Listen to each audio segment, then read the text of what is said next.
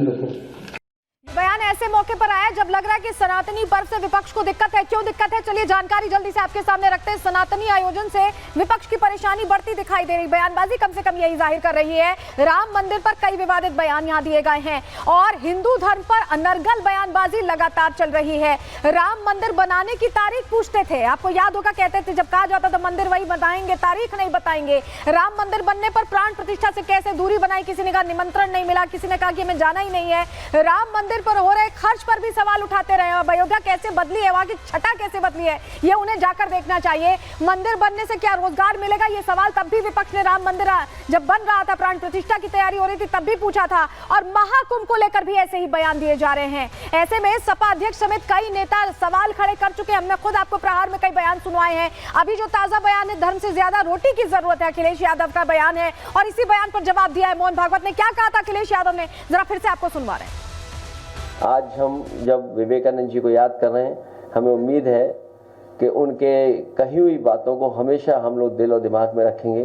जहां उन्होंने कहा धर्म से ज़्यादा हमें रोटी की ज़रूरत है देश के लोगों को, और जो गरीब हैं उनको धार्मिक बातें समझाना शायद गलत होगा आज के समय में।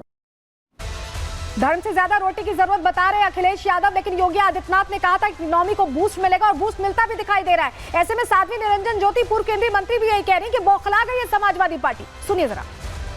धर्म जरूरी है, रोटी जरूरत है, धर्म की नहीं। उनके लोगों ने कुंभ में उनके बाप की प्रतिमा क्यों लगाई है? अच्छा, वो ये भी कह रहे हैं कि गंदा है पानी कुंभ का, उनके विधायक उनके समय जो कुंभ हुआ था ना, स्नान करने नहीं आए थे।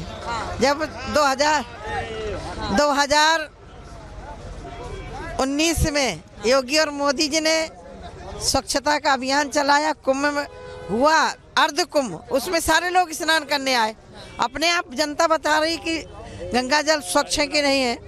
इधर होगी इधर। अच्छा, ये जो आयोजन है, इसमें लोग जातियों में नहीं, सनातन से जुड़कर आ रहे हैं। सनातन जाति नहीं, ये तीर्थ क्षेत्र समाज को जोड़ता है। मतलब सनातन में बटेंगे तो कटेंगे का नारा सार्थक, बिल्कुल सार्थक है।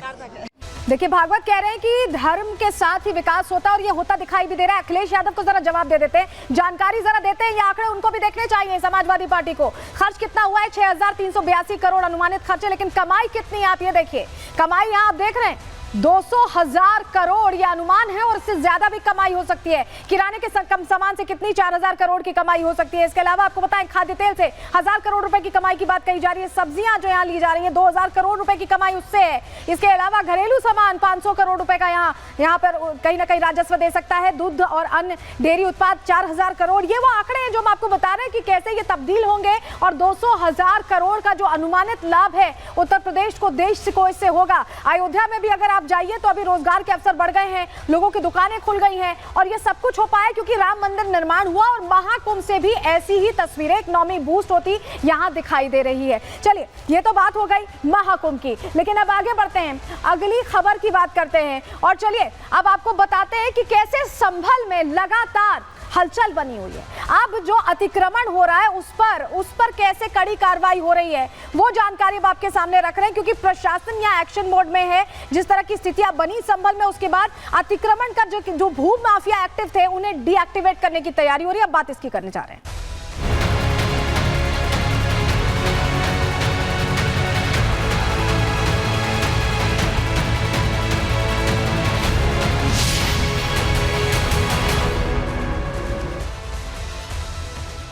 और चलिए जरा संभल की एक तस्वीर आपको दिखा देते हैं। ये तस्वीर देखिए, यहाँ अवैध दुकानों पर प्रशासन एक्शन की तैयारी ले रही क्योंकि अतिक्रमण कर दुकानें बनाई गई हैं जिनकी इजाजत नहीं थी और बाकायदा यहाँ पर नपाई के लिए प्रशासन एक्शन लेने पहुंचा है। तस्वीरें आपको दिखा रहे हैं किस तरह से संभल में एक एक चीज जांची परखी जा रही है। आप देख रहे हैं अवैध दुकानों पर एक्शन की तैयारी है और ऐसे में नपाई हो रही है और मुलाकात भी की गई है दुकानदारों से जानने के लिए कि उनके पास पेपर्स हैं कि नहीं। डीएम की तस्वीरें आप देख रहे हैं, वो लगातार एसडीएम पहुंच रही हैं लोगों के बीच इन दुकानों पर कार्रवाई की तैयारी क्यों हो रही है, अब खबर आपको बता देते हैं। संभल में जिला प्रशासन लगातार एक्शन मोड में दिखाई दे रहा है। संभल कोतवाली के सामने मस्जिद का जो पूरा मामला है उससे जुड़ी ये जानकारी है। मस्जिद के बाहर दरअसल जो दुकानें बनी हुई हैं उन पर कार्रवाई होगी, क्योंकि 12 दुकानों के व्यापारियों से दस्तावेज मांगे गए। हमने आपको तस्वीर भी दिखाई। एसडीएम ने दुकानदारों के साथ बैठक कर चेतावनी दी और अवैध कब्जा हटाने के लिए 24 घंटे का समय दिया गया था। अब अकर मोचन कूप के पास ही है, एसडीएम ने यहाँ पर नपाई कराई है और मस्जिद के नाम पर अतिक्रमण के सच का ऐसे में खुलासा हो गया। मस्जिद के आसपास ये दुकानें बनाई गई और जानकारी ये मिली, हैरान करने वाली जानकारी, कि अवैध दुकानों का किराया मस्जिद कमेटी को जाता था। इंतजामिया कमेटी ये जो 12 दुकानें हैं इनका किराया बकायदा लेती थी, वसूला करती थी, एक तरह से हफ्ता वसूली जैसा समझ लीजिए, क्योंकि ये ना प्रशासन से जुड़ी चीजें थी, ना इनको जानकारी थी और ना ये जमीन प्रशासन से इतर इंतजामिया कमेटी की थी जो किराया वसूल रहे थे। एसडीएम ने कैसे खुलासा किया है, सुनिए जरा पहले। वो प्रथम दृष्टया प्रतीत होता है कि वो दुकानें सड़क पर बनाई गई हैं, तो उसके संबंध में ये बैठक बुलाई गई थी कि आप लोग उसको देख लें और स्वतः उसको संज्ञान लेकर हटा दें। कितनी कुल दुकानें हैं, किन लोगों ने बनाई है, क्या कुछ साफ हो पा रहा है? कुल 12 लोग हैं जिन्होंने दुकानें, 12 दुकानें। कौन इनका किराया लेता होगा क्या? इनके द्वारा बताया गया कि इसमें जो 11 दुकानें हैं उनका किराया जो पीछे मस्जिद है उस मस्जिद के द्वारा लिया जाता है। तो देखिए, प्रश्न ये है कि ना सड़क इंतजामिया कमेटी की, ना दुकान इंतजामिया कमेटी की, तो ऐसे में ये पैसा हफ्ता वसूली क्यों की जा रही थी और ऐसे में एक्शन मोड की तैयारी है। लेकिन एक और तस्वीर देखिए, आज बुलडोजर गरजा है, कब्जे वाली जमीन पर यहाँ एक्शन होता दिखाई दिया है। ये तस्वीर भी पास की ही है जहाँ सती मंदिर की जमीन को कब्जा मुक्त कराया गया है। तस्वीरें आपको दिखा रहे हैं, कब्जे वाली जमीन पर बुलडोजर एक्शन हुआ है। तो ये बुलडोजर एक्शन इन 12 दुकानों पर भी हो सकता है। उनको समय दिया गया है कि वो खुद जो अतिक्रमण है हटाएं। और जो खुलासा हुआ इंतजामिया कमेटी को पैसा देने वाला, वो तो हैरान करने वाला था, क्योंकि ना उनकी जमीन थी ना उनकी दुकान थी, फिर भी पैसे वसूले जा रहे थे। लेकिन तीर्थ क्षेत्र में कैसे अवैध कब्जा हटाया जा रहा है, एक्शन कैसे जारी है, जान लीजिए। संभल में अतिक्रमणकारियों के खिलाफ लगातार कार्रवाई हो रही है।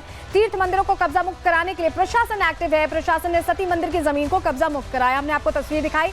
राजस्व विभाग की टीम ने मौके पर पहुंचकर नपाई भी की है और एसडीएम वंदना मिश्रा के नेतृत्व में बुलडोजर एक्शन हुआ है। भू माफियाओं को चिन्हित कर अब केस भी दर्ज कराया जाएगा। यानी पूरी तरह से यहाँ तैयारी है कि जो तीर्थ भूमि है, तीर्थ क्षेत्र है संभल का, उसे अतिक्रमण मुक्त कराया जाए। एक्शन लगातार हो रहा है। यहाँ प्रहार में रुक रहे एक छोटे से ब्रेक लिए।